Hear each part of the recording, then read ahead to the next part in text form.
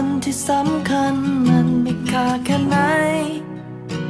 ฉันไม่เคยรู้วันที่สวยงามนั้นมีค่าเท่าไร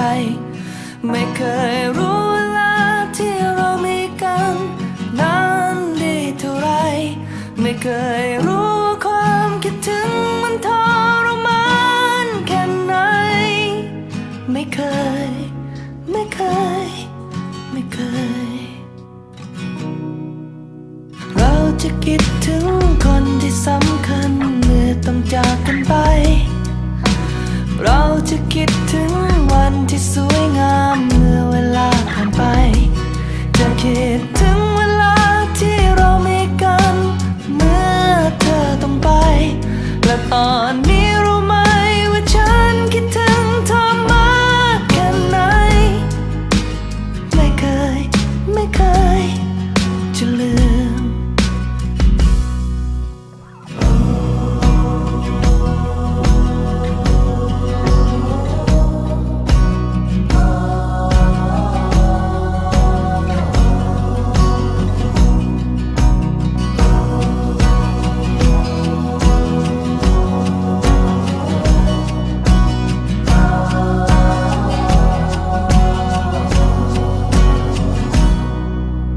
ฉันไม่เคยรู้คนที่สำคัญมันมีค่าแค่ไหนฉันไม่เคยรู้วันที่สวยงามมันมีค่าเท่าไรไม่เคยรู้เวลาที่เรามีกันนั้นดีเท่าไรไม่เคยรู้ว่าความคิดถึงมันทรมา